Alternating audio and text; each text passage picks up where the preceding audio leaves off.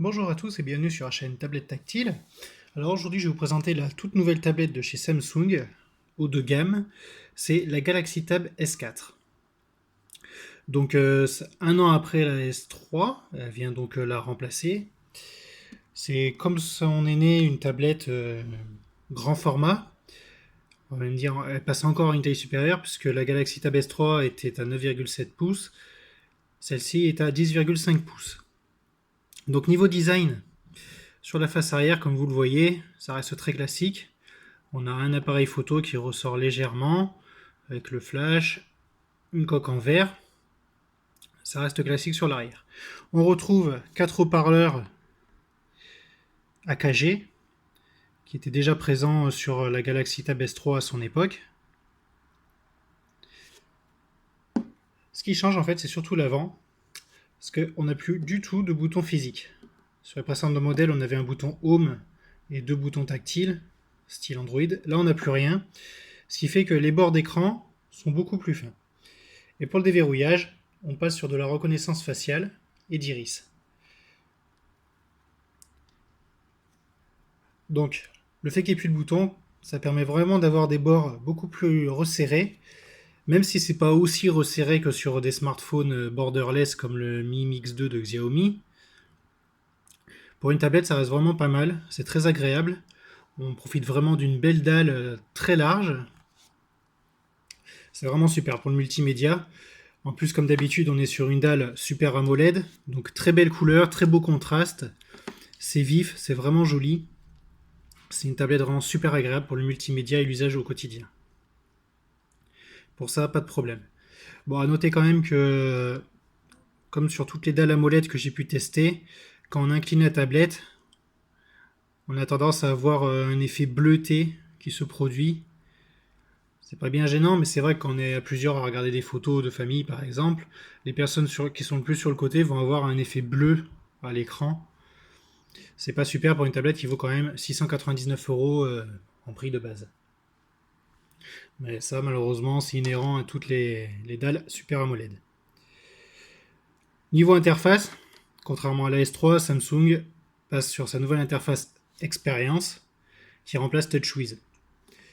Donc moi j'aime bien cette interface Experience, j'avoue qu'elle est plus simple à utiliser que TouchWiz, peut-être un peu moins brouillonne, même si au niveau des paramètres c'est pas encore ça, les paramètres eux restent vraiment très très brouillons.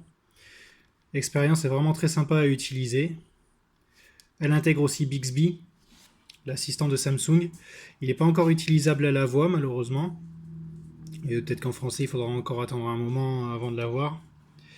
Donc il faudra se contenter de Google Assistant, si vous aimez avoir un assistant à la voix.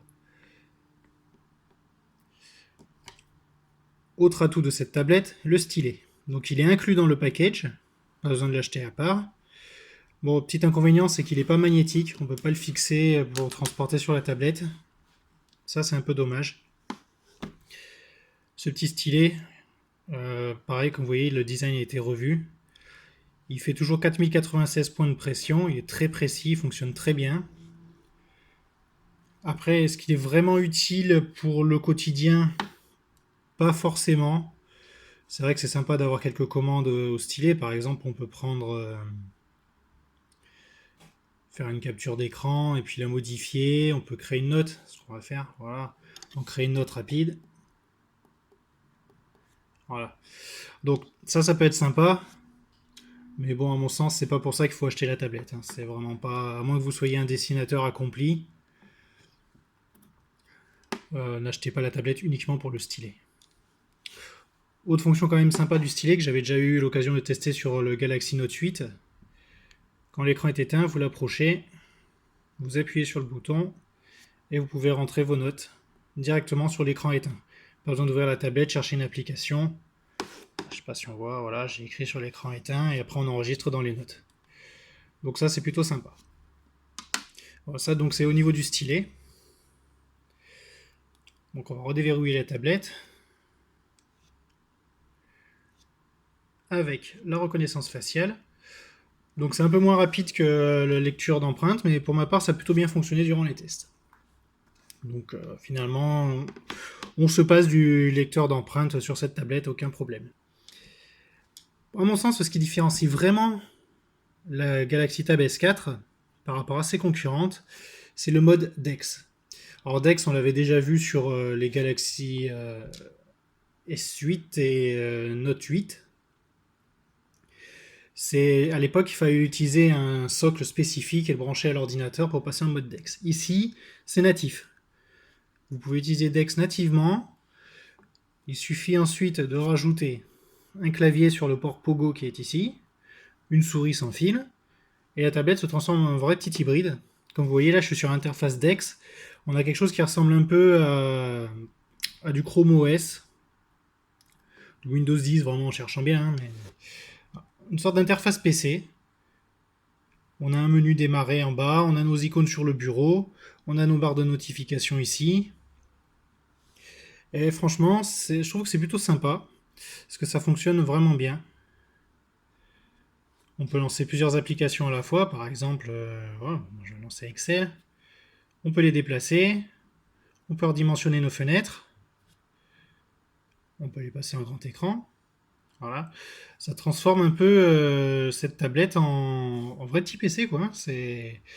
Même si je pense que c'est pas aussi efficace qu'un vrai hybride, on reste quand même sur quelque chose de plutôt sympa, qui vraiment amène la convergence, hein, tout simplement, où la tablette va être au centre de l'univers informatique. D'un côté, c'est un objet multimédia qu'on transporte avec soi facilement. Une fois arrivé à la maison, on la branche à un clavier. Et voilà, la tablette se transforme vraiment en ordinateur de productivité, quoi. Alors, est-ce que après c'est capable de lutter contre les hybrides sous Windows 10? Oui et non. Parce que c'est vrai que j'ai quand même rencontré quelques petits trucs pas super. Par exemple, l'application Netflix ne peut pas se mettre en grand écran. Donc vous êtes obligé d'avoir une petite case ici pour regarder vos vidéos, puis vous avez la moitié de l'écran qui n'est pas utilisé. Donc c'est pas encore tout à fait adapté à toutes les applications.